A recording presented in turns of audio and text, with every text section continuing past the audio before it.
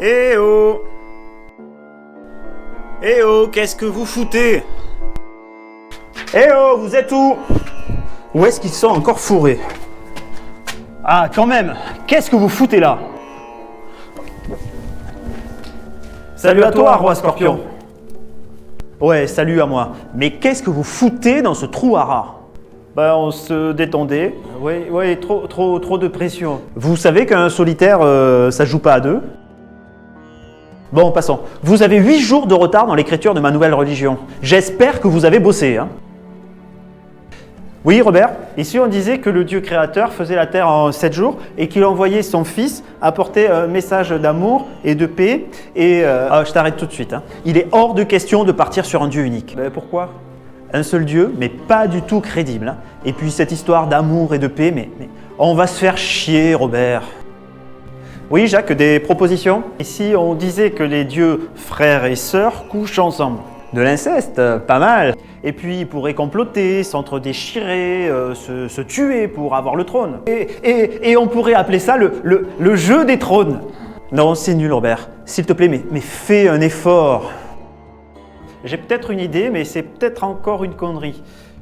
Si on donnait aux dieux une apparence humaine, mais avec des têtes d'animaux. Mais c'est génial! Ouais. Certains pourraient avoir une tête de chien ou une tête de faucon. Et une tête de scarabée, c'est bien ça, un scarabée. Et une tête de mouflette. Il faut toujours que tu gâches tout, Robert. Bah allez, au boulot, hop hop hop. Bonjour à tous, je suis Ben et bienvenue dans Histoire à la carte. Au menu du jour, du sang, de la sueur, des larmes et du sexe, car on va parler de mythologie égyptienne. C'est parti!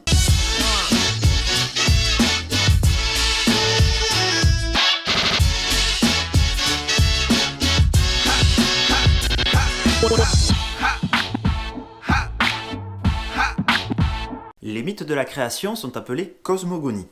Vous le savez sûrement, mais en Égypte antique, il en existe plusieurs. Les principaux sont ceux d'Héliopolis, de Memphis, d'Hermopolis et de Thèbes. Chacune de ces villes met en scène un dieu créateur appelé Démiurge. Pour faire simple, on va se consacrer à la cosmogonie héliopolitaine et ensuite on fera quelques ajouts. Mais avant de commencer, il est bon de souligner que le Nil est un élément vital pour les Égyptiens. L'eau est porteuse de vie dans ce désert inhospitalier. Donc, quand il s'agit d'imaginer leurs origines, ils pensent forcément au liquide. Selon les théologiens d'Héliopolis, 9 dieux sont à l'origine du monde. On appelle ça l'Énéade. Donc, avant, il n'y avait rien. Rien qu'un océan plongé dans l'obscurité. L'illustration est bien, mais on n'y voit que dalle, hein. On peut arranger ça? Voilà, c'est mieux. Cette étendue d'eau était l'océan primordial, le Noun. L'obscurité dominait et rien n'existait réellement. Dans le Noun était déjà présent le Démiurge, c'est-à-dire le dieu créateur, mais il n'avait pas encore conscience de lui-même. Dans cet océan primordial émerge Benben, une montagne, ou plutôt une collinette, qui sera associée aux pyramides. Soudainement, le Démiurge Atum prend conscience de son existence et s'éveille. Son nom signifie « celui qui est et celui qui n'est pas ». C'est le premier dieu qui représente le soleil. Il monte alors sur Benben et éclaire les ténèbres. Atum est seul et s'ennuie. Et que fait un garçon quand il est seul? Non? Vous ne voyez pas? Eh bien, Atum se masturbe et donne naissance à 2 enfants, Chou et Tefnut. Dans un texte des pyramides, il est dit « Atum se manifesta en tant que masturbateur dans l'Héliopolis. Il saisit son membre et suscita la jouissance. » Je pense que c'est assez explicite. Selon une autre légende, Atum crache par terre, mais encore une fois, l'origine de la vie vient du liquide. Mais c'est moins rigolo. Chou est associé à l'air, au souffle vital et à la lumière. En quelque sorte, il est la vie en elle-même. Tefnut est associée à l'humidité, à la chaleur du soleil. Elle est évidemment l'épouse de son frère Chou. Curieux par nature, ils décident d'aller explorer le Noun et se perdent. Atum, inquiet, part à leur recherche et les retrouve. De ces larmes de joie naîtront les humains. Encore le liquide. L'homme, au départ, n'est ni bon ni mauvais. Ce sont les dieux qui lui fourniront le mauvais exemple. Tefnut et Chou vont avoir à leur tour 2 enfants. Geb, la terre, et Nut, le ciel. Mais comme ils passent beaucoup trop de temps collés ensemble à fricoter, le soleil ne peut pas passer entre eux. Il demande donc à Chou, l'air, de les séparer. Et c'est ce qu'il fit. Et c'est depuis ce jour que le ciel est en haut, la terre en bas et l'air au milieu. Elle est pas belle cette histoire? Nout représente donc la voûte céleste. On croyait que le soleil disparaissait le soir dans sa bouche pour voyager la nuit dans son corps et renaître le matin à l'est. Les étoiles faisaient de même la journée. Seulement, durant son périple de 12 heures, le soleil sur sa barque solaire doit affronter plusieurs dangers, dont le célèbre Apophis, le serpent géant. D'où sort-il? En fait, il fait partie de ces êtres incréés. En fait, il s'est créé lui-même dans le Noun, tout comme Atum. Les Égyptiens représentent Nout comme une femme nue, arquée au-dessus de Geb, représentée souvent en érection, et le corps de Geb représente les montagnes, les collines. Bien que séparés par Chou, les deux amants se retrouvent tous les soirs. C'est comme ça que les Égyptiens se représentent la tombée de la nuit. Et ils concevront, comme ça, 4 enfants, Isis, Osiris, Seth et Nephthys. Pour être sûr que tout le monde suit, je vais résumer tout ça. Du Noun sort Ben, puis Atum. Mais on va déjà compliquer les choses, car à Héliopolis, Atum, le soleil, est associé à 2 autres dieux qui sont en même temps lui-même. Le dieu Képri, qui représente le soleil levant, le dieu Ré, le soleil à son zénith, et puis Atum, qui représente donc le soleil couchant. Atum-Ré conçoit Tefnut, l'humidité, et Chou, l'air. Eux-mêmes conçoivent 2 enfants, Geb, la terre, et Nout, le ciel. Ils sont souvent représentés l'un sur l'autre, la voûte céleste qui couvre la terre. Ils donneront naissance à Osiris, Isis, Seth et Nephthys. Tous ces dieux forment donc l'Énéade héliopolitaine, Énéade désignant les 9 premiers dieux. Mais comme c'est trop simple, faisons un petit tour par Hermopolis, où il existait 8 forces primordiales constituantes du chaos, appelées Ogdoad. Ce sont 4 couples appartenant à l'océan primordial. Il y avait Noun et Nonet, eau primitive, et Eet, infinité spatiale, Kek et Keket, constituant les ténèbres, c'est pas moi qui choisis les noms, et enfin Amon et Amonet, ce qui est caché. Les hommes sont représentés avec des têtes de grenouille, et les femmes avec des têtes de serpent. Amon deviendra le dieu principal sous la 18e dynastie, en étant associé à Ré. On l'appellera donc Amon-Ré. Vous avez sûrement entendu parler de ce petit roi qui porte le nom de ce dieu, Toutankhamon. Il ne faut pas oublier bien sûr le dieu Aton qui deviendra sous Akhenaton, le dieu unique. Il est représenté comme un soleil avec des mains au bout de ses rayons.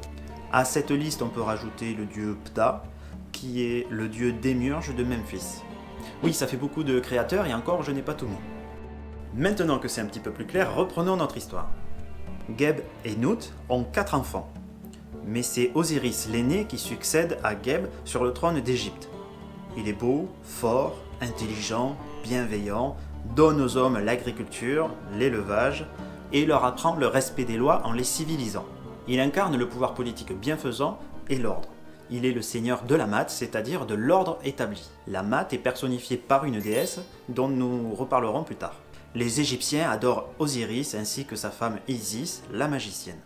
Pour les Égyptiens, ils incarnent le couple parfait. Parfait?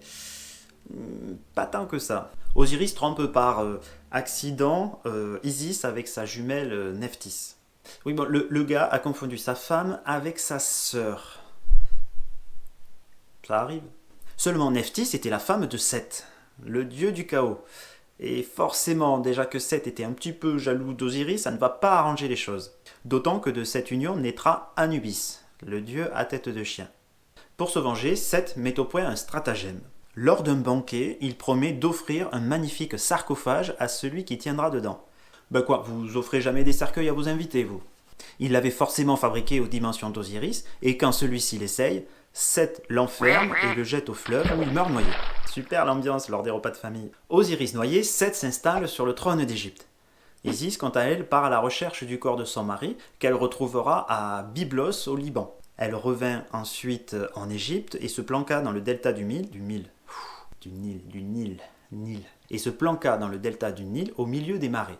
Mais Seth retrouva le cadavre de son frère, péta un câble et en bon psychopathe qu'il était, le découpa en 14 morceaux qu'il balança le long du Nil. Donc rebelote pour Isis qui est repartie chercher les bouts de son mari aidé par Thoth, Nephthys et Anubis. Elle les retrouve à tous sauf le pénis, bien sûr. Ils sont prévisibles, ces Égyptiens. Avec l'aide d'Anubis, Isis reconstitua le corps de son mari, l'embauma dans des bandelettes de lin, puis, grâce à ses pouvoirs magiques, redonna vie à Osiris. Une fois réveillé, Osiris ne reste pas sur Terre et part régner sur le royaume des morts. Mais avant de partir, il féconda Isis. Même s'il avait perdu son...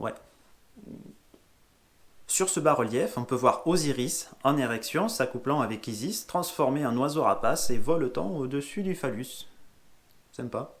Et de cette union naît Horus, qu'elle s'empressa d'aller cacher dans le delta du Nil. On retrouve beaucoup de peintures et de statues représentant Isis en train d'allaiter Horus dans les marécages. Isis et Horus doivent se déplacer très souvent pour éviter de se faire prendre par les sbires de Seth. La stèle de Metternich, trouvée non loin d'Alexandrie, raconte qu'elle était escortée par 7 scorpions qui devaient la protéger de Seth.